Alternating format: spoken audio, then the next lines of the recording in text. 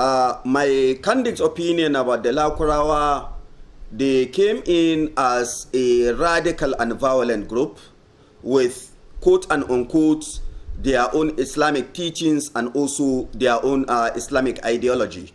And the unfortunate thing is that they don't have a very good understanding of the religion, neither do they have an understanding of what exactly they want to do. As we speak, it is actually a very old threat about that started around 2017, 2018 here in some part of Sokoto states. They operate largely along the border. Today they have their presence and influence in about 10 local government areas across Sokoto and Kebbi states, and they are basically and fundamentally operating along Nigeria-Niger border areas. And the fact of the matter is, the locals will tell you, they preach religion, they preach their own ideology and their own teachings, but they seem not to even understand what they are actually into. And what do we see? We see people from different nationalities. They are mostly not Nigerians. They are from Niger, from Burkina Faso, from Benin, from Mali, and other parts of the Sahel. But the most interesting thing about it is that, again, they don't even understand the language of each other. That is very clear. And in some part of Sokoto where they operate, in these local government areas that I'm going to mention, around Ilela, around Tangaza, Godu, Bale, Benji, Silami, down to some part of KB, particularly in Kangiwa, in Augi, and as we speak today, they are in some part of Argungu local government area. I think this is a threat, and a very fundamental threat, not only to Nigerian security, but to international security, and also it is an international threat.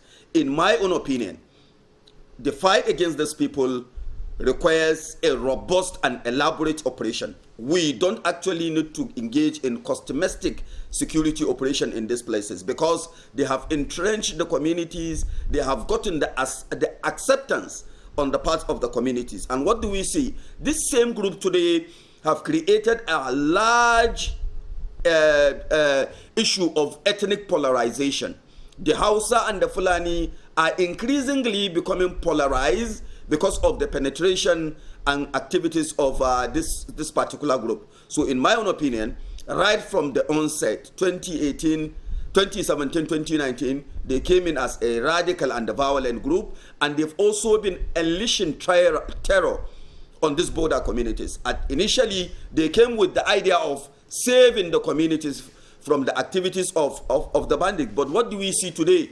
They have taken over the ungoverned and undergoverned rural spaces across these two states that I'm talking about. And the expansion is increasing by the day. These are only areas that we know, and I'm very sure there are quite a number of areas that we don't know, that we are always trying to find out what is going on. Because the rural areas have submitted in some cases to them, not because they want to do that, but because they feel they don't have alternative governance, meaning these areas are ungoverned and undergoverned. And you can see traditional authorities, even yesterday I was relating with some of them, they said they have no option. You've seen people with military grade weapons. You wake up in the morning, you see them at night, you have no option other than to follow them. And that is what is actually going on in these rural areas. If you take, for instance, Augi local government, you find quite a number of the district. Kwaido taken over by these people, Shafazane taken over. Most of these areas are actually under the control of this terrorist group. And they are, just like I said earlier, non-Nigerians. But the possibility of our local people supporting and joining them and accepting their ideology is actually on the increase, because they collect taxes.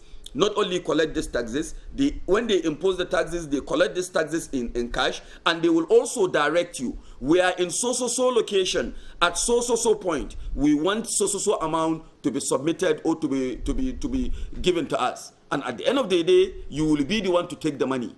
To the extent that in Arugungu, in Augi, in some part of Kangiwa, and even part of Sokoto states, around Tangaza, around Gudu and Silami. They have established a network in which this network serve as their agents.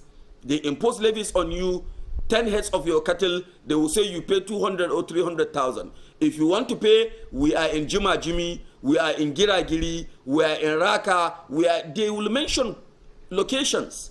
And you see people submitting, collecting this money, paying to them directly. They even know where to see them. They have their agents, the motorcyclists, that actually take individuals to some of these places. So in my own opinion, it is a very serious threat beyond our imagination. And we really need a robust international collaboration. It's not just about the issue of Nigeria anymore. Rather, it is the issue of getting the support of international communities to deal with this particular threat. It is imminent, it is increasing, it is expanding, and rural communities are crying day in, day out about the activities of this group.